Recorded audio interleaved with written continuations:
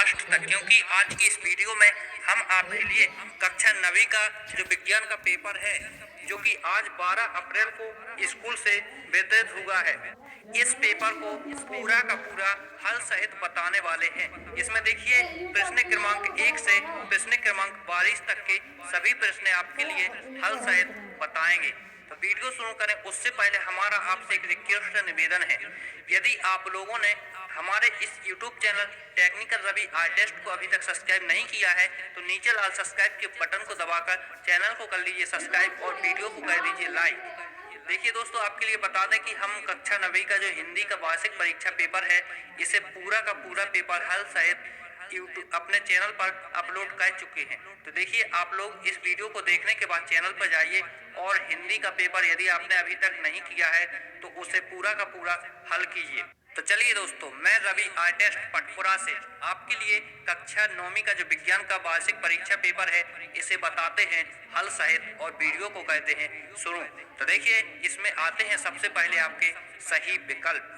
तो देखिएगा, इसमें आपका पहला विकल्प दिया गया है, किसी पदार्थ को ठोस से सीधे वाष्प में बदलने की क्रिया कहलाती है। तो इसका सही आंसर होगा आ नंबर का, जिसमें लिखा है ऊर्ध्वपातन। और इसके बाद आता है विकल्प नंबर 2, जिसमें लिखा है कोलाइडी विलयन द्वारा प्रकाश की किरणों का फैलना कहलाता है। तो देखिए, इसका सही आंसर होगा टिंडल प्रभाव, जो कि बा नंबर में दिया गया है। और इसके बाद आता है तीसरे नंबर का विकल्प, जिसमें दिया गया है सोडियम का कार्बोनेट का सूत्र है। तो देखिए, इसका सही आंसर होगा दा नंबर का, जिसमें दिया गया है Na2CO3।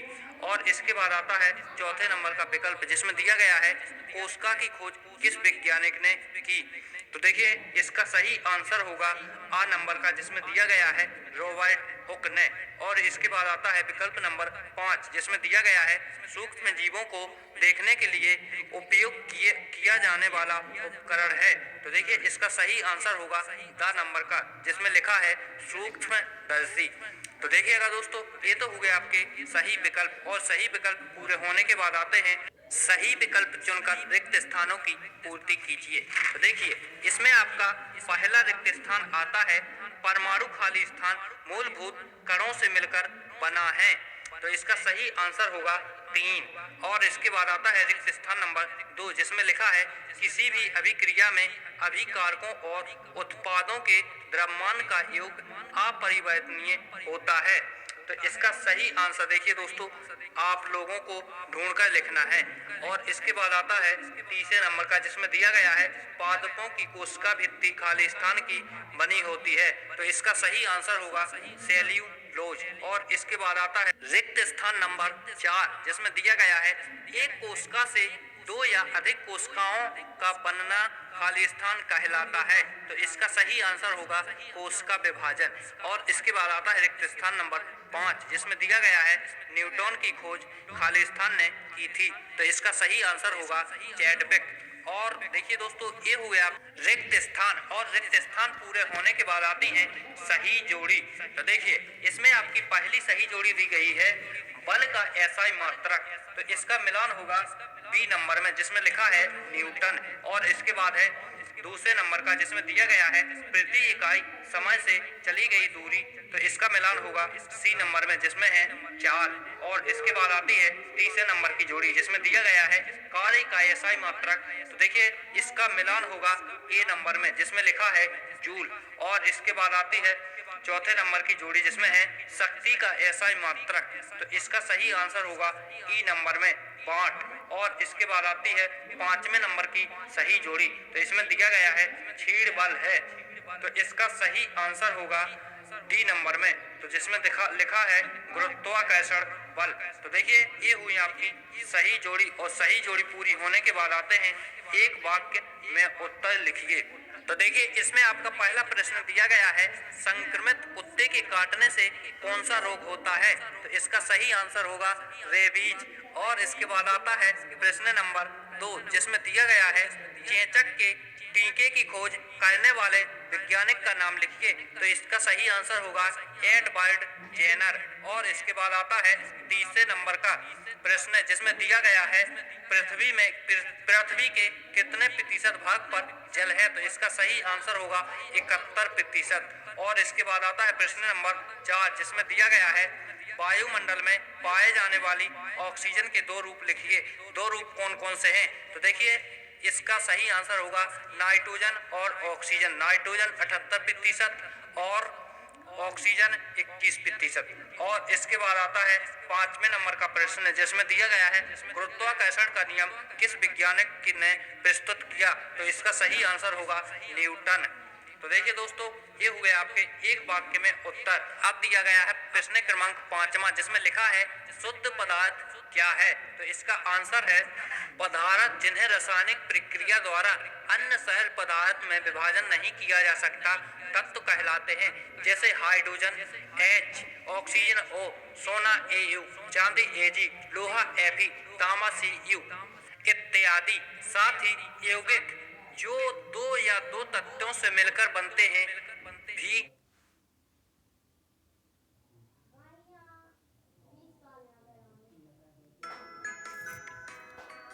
Download Byju's, the all-new and personalized learning app. की शुद्ध पदार्थ कहे जाते हैं। और इसके बाद आता है प्रश्न क्रमांक 6 जिसमें दिया गया है परमाणु द्रव्यमान से आप क्या समझे हो, तो देखिए इसका सही आंसर होगा परिभाषा उदाहरण सामान्यतः परमाणु के सभी अलग अलग कणों के द्रव्यमान के योग के बराबर होती है। किसी भी परमाणु के अंदर 3 कण पाए जाते हैं, इलेक्ट्रॉन, प्रोटॉन, न्यूट्रॉन। इन तीनों कणों के द्रव्यमान के योग को परमाणु द्रव्यमान कहते हैं। और इसके बाद आता है प्रश्न क्रमांक 7वां जिसमें दिया गया है रंध्र स्टोमेटा के दो प्रमुख कार्य लिखिए, तो देखिए इसका सही आंसर होगा। तो देखिए इसमें सबसे ऊपर लिखा है रंध्रों के कार्य और फिर लिखा है बाष्पोत्सर्जन, जल वाष्प के रूप में पानी की हानि और गैसों का आदान प्रदान, कार्बन डाइऑक्साइड CO2 और ऑक्सीजन O2 रंध्र के प्रमुख कार्य हैं। तो देखिए आपको ये हिंदी में लिख देना है, इंग्लिश में चाहो तो इंग्लिश में भी लिख सकते हो। और इसके बाद आता है प्रश्न नंबर 8वां जिसमें दिया गया है औसत चाल किसे कहते हैं, तो देखिएगा इसका सही आंसर होगा औसत चाल की परिभाषा। औसत चाल किसे कहते हैं, सूत्र कैसे निकालें। चाल कोई वस्तु इकाई समय में जितनी दूरी तय करती है उसे उसकी चाल कहते हैं। चाल एक अदिश राशि है, इसका SI मात्रक मीटर प्रति सेकंड होता है। आप लोग यहाँ से लिख सकते हो चाल कोई वस्तु इकाई समय में जितनी दूरी तय करती है उसे उसकी चाल कहते हैं। और इसके बाद आता है प्रश्न नंबर 9 जिसमें दिया गया है गति का प्रथम नियम लिखिए। तो देखिएगा दोस्तों इसका सही आंसर होगा प्रथम नियम। प्रत्येक पिंड तब तक अपनी विराम अवस्था में अथवा सरल रेखा में एक समान गति की अवस्था में रहता है जब तक कोई ब्रह्मावल उसे करने के डिज नहीं करता। इसे नियम भी कहा जाता है। और इसके बाद आता है प्रश्न नंबर 10 जिसका हल करेंगे हम अथवा का, जिसमें दिया गया है चाय तैयार करने के लिए आप किन चरणों का प्रयोग करेंगे लिखिए। तो देखिए इसका सही आंसर होगा, देखिए जिसे आप लोग अपने मोबाइल स्क्रीन पर देख सकते हो। तो देखिए इस आंसर को लिख लीजिए जैसा कि आप लोग अपने मोबाइल स्क्रीन पर देख रहे हो। और इसके बाद आता है प्रश्न नंबर 11वां, देखिए जिसमें दिया गया है इलेक्ट्रॉन, प्रोटॉन एवं न्यूट्रॉन पर पाए जाने वाले आवेश के नाम लिखिए। तो देखिए इसका सही आंसर होगा परंपरागत रूप से इसके आवेश को ऋणात्मक माना जाता है और इसका मान 1 परमाणु E निर्धारित किया गया है और इस पर 1.6 E 19 कूलाम परिणाम का ऋण आवेश होता है। इसका द्रव्यमान 9.11 E 31 किलोग्राम होता है जो प्रोटॉन के द्रव्यमान का लगभग 1839वां भाग है। तो देखिए दोस्तों इसके बाद आता है आपका प्रश्न क्रमांक 12वां जिसमें दिया गया है जाइलम एवं फिलोएम में 3 अंतर लिखिए। तो देखिए इसका सही आंसर होगा जाइलम जड़ से पत्तियों तथा अन्य भागों में जल तथा घुले लवण परिवहन करते हैं। और दूसरे नंबर में है जाइलम में पदार्थ का परिवहन वाहिकाओं तथा वाहिनियों द्वारा होता है, जो कि मृत ऊतक है। फिलोएम भोजन पदार्थों को खुली अवस्था में पत्तियों से पौधों के दूसरे हिस्से तक परिवहन करता है। तो देखिए ये आपके जाइलम और फिलोएम में दो अंतर हुए। एक तीसरा अंतर आपको खुद ही लिखना होगा। और इसके बाद आता है प्रश्न क्रमांक 13, जिसमें दिया गया है दूरी व विस्थापन में 3 अंतर लिखिए। तो इसका सही आंसर होगा दूरी। गतिमान वस्तु के द्वारा किसी निश्चित समय में तय किए गए मार्ग की लंबाई को दूरी कहते हैं। और इसके सामने लिखा है किसी निश्चित दिशा में 2 बिंदुओं के मध्य तय की गई लंबाई या न्यूनतम दूरी को विस्थापन कहा जाता है। और दूसरे नंबर का दूरी एक अदिश राशि है और विस्थापन एक सदिश राशि है। और तीसरे नंबर का किसी वस्तु द्वारा तय किए गए मार्ग पर दूरी निर्भर करती है और किसी वस्तु द्वारा तय किए गए मार्ग पर विस्थापन निर्भर नहीं करता है। तो देखिए ये 3 अंतर हो गए और ये आगे के भी अंतर हैं यदि आप लोग लिखना चाहो तो देखिए ये होगा आपका प्रश्न क्रमांक 13।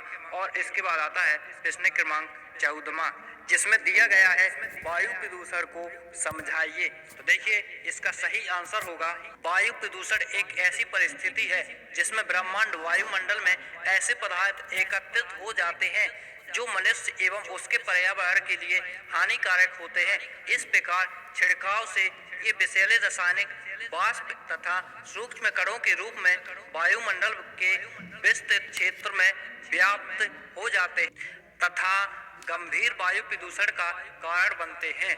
तो देखिए ये होगा आपका प्रश्न क्रमांक 14। और इसके बाद आता है प्रश्न क्रमांक 15, जिसमें दिया गया है अणु और परमाणु में कोई 2 अंतर लिखिए। तो देखिए इसका सही आंसर होगा परमाणु। परमाणु किसी पदार्थ का वह सूक्ष्मतम कण है जो स्वतंत्र अवस्था में नहीं रह सकता।